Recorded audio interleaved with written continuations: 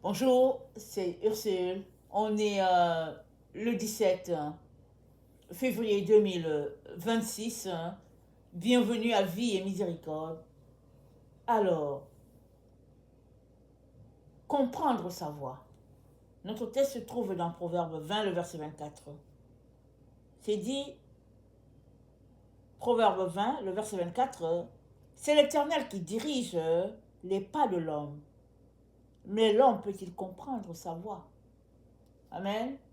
Est-ce que l'être humain peut comprendre où il s'en va, d'où il est venu, où il s'en va? Alors, on pourrait tous y répondre oui, parce que, ben voilà, on a nos diplômes, et puis on a un bon travail, peu importe comment on se sent, comment on se voit, on se dit oui, je sais où je m'en vais. Mais la vérité est que c'est l'instant présent qui t'appartient. La minute qui vient après ne t'appartient pas. Elle appartient à Dieu. Et Dieu sait ce qu'il y aura dans cette prochaine minute. La seule que tu as, c'est celle-là dans laquelle que tu es en train de vivre. La seule journée que tu as, c'est celle-là dans laquelle tu es. Aujourd'hui, on est le 17. C'est celle-là dans laquelle tu vis. Et tu ne sais pas la suite. C'est Dieu seul qui va te permettre d'aller au bout de la journée et de te réveiller demain et puis dire, loué sois-tu Seigneur parce que j'ai quitté le 17 février, je suis aujourd'hui au 18. Ce n'est que Dieu. À partir de ce moment-là, il est donc important d'ajuster nos pensées par rapport à comment on vit sur cette terre. Dans Jérémie 10 au verset 23, il est dit, je le sais, ô Éternel, la voix de l'homme n'est pas en son pouvoir. Ce n'est pas à l'homme, quand il marche, à diriger ses pas. La voix de l'homme n'est pas en son pouvoir. Et ce n'est pas en l'homme de diriger ses pas. Ça semble une révélation, n'est-ce pas? Et pourtant, ça va de soi. Parce qu'on ne s'est pas créé nous-mêmes. C'est Dieu qui nous a créés. On a un maître. On a quelqu'un qui nous a façonnés. Alors, c'est lui seul qui sait comment il a établi les choses et comment il nous dirige. Maintenant, as-tu une relation avec lui? Ça commence là. Si tu n'as pas de relation avec lui, je viens t'inviter à lui donner ta vie aujourd'hui, sans tarder, parce que comme on l'a vu, c'est aujourd'hui qui t'appartient. L'instant présent qui est là, c'est pour toi. La minute qui suit, tu ne sais pas ce qui arrivera. Alors que tu donnes ta vie à Dieu, il est le même qui est capable de te pécher alors que quelque chose arriverait. Il est le même qui est capable de te garder dans son sein. S'il y a quelque chose qui se passe, tu te retrouves tout simplement dans sa présence.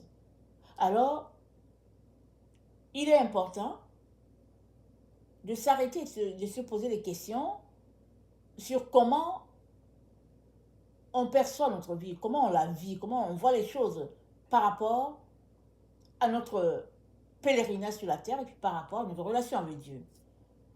Dans Proverbe, pardon, dans Job, excusez-moi, dans Job 31, au verset 4, Job 31, le verset 4, c'est dit, Dieu n'a-t-il pas connu mes voies? N'a-t-il pas compté tous mes pas?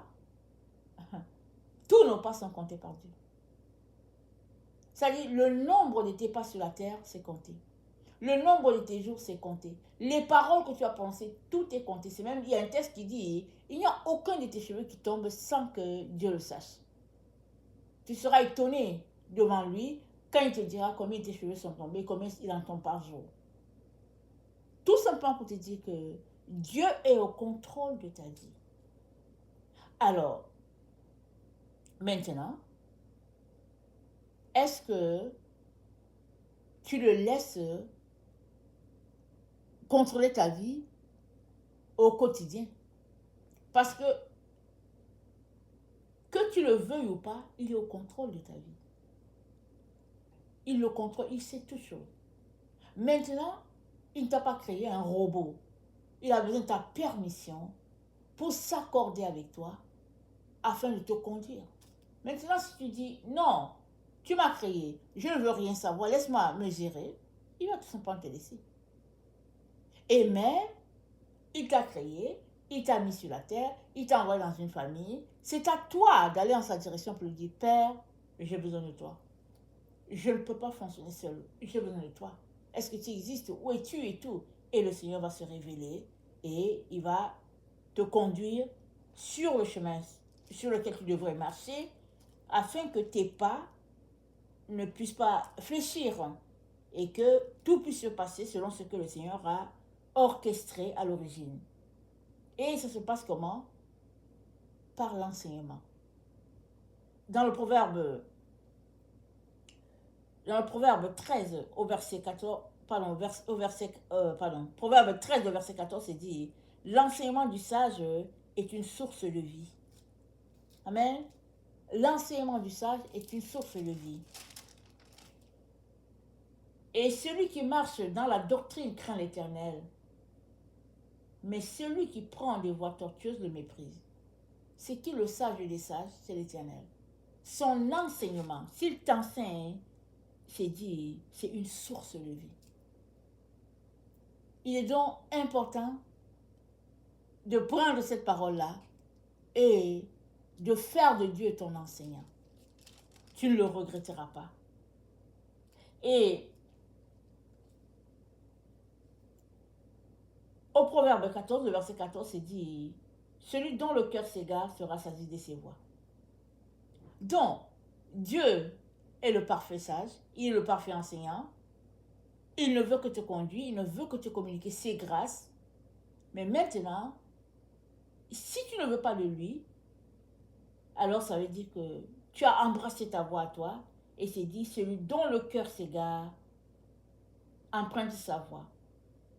Il se rassasie de sa voie à lui. Et cette voie, c'est la voie du mal. C'est la voie de l'erreur. C'est la voie du mensonge. Alors, c'est dit aussi au verset 16 que mais l'insensé est arrogant et plein de sécurité. C'est ça l'insensé. Il va étaler ses connaissances, il va étaler ses biens, il va étaler tout ce qu'il a, et ça dit sans retenue. Mais c'est plutôt à sa perte qu'il le fait. Il y a le roi, je pense que c'est peut-être Ézéchias, je ne me rappelle plus exactement, pardonnez-moi. Le roi a été sauvé par Dieu d'une situation vraiment désastreuse. J'ai l'impression que c'est le roi Ézéchias qui était malade, Dieu l'a sauvé et il était bien. Alors il a invité le roi Nebuchadnezzar à venir et il a présenté au roi tous les trésors du temple. Vous savez, c'était de l'or, c'était vraiment un chef-d'œuvre. Il a présenté ça au roi. Alors, quand le roi est parti, Dieu lui a dit, mais pourquoi est-ce que tu as fait ça? Parce que celui-là à qui tu as présenté, il va venir te soumettre. Il va venir détruire tout ce que tu lui as montré. Il va arracher ça. Pourquoi? Parce que le roi Sédécia, ou Ézéchias, voilà, n'avait pas besoin de montrer à un roi païen toutes les choses de l'Éternel. Un. De deux, notre Dieu est un Dieu humble et simple. Pas nécessaire de montrer tout ça. De trois, c'est un roi païen qui ne connaît pas Dieu. Donc, si tu lui montres tout ce que tu as, qu'est-ce qu'il a? Son cœur sera rempli de jalousie. C'est tout, c'est pas compliqué. Son cœur sera rempli de jalousie, il dit, ok, il va voir. Pendant que tu lui montres les choses et puis il dit, oh oui, c'est beau, son cœur n'est pas avec Dieu, alors il se dit, tu vas voir. Tu vas voir. Alors Dieu dit à ce roi-là, Ézéchias, il dit, pourquoi tu as fait ça?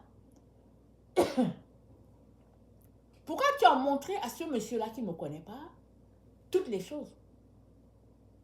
Et Dieu lui dit, à telle époque, il va venir te soumettre.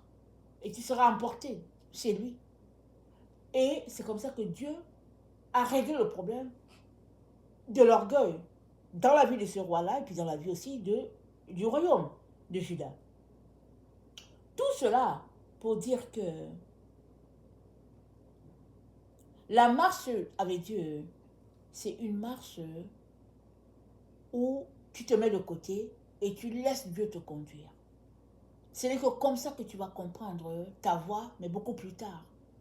Parce que souvent, Dieu va te dire, va à gauche, tu y vas, tu ne comprends rien. Il dit, va à droite, tu y vas, tu ne comprends rien. Et puis, tu vas comprendre pourquoi il t'a conduit là, peut-être après 20 ans, peut-être après 10 ans.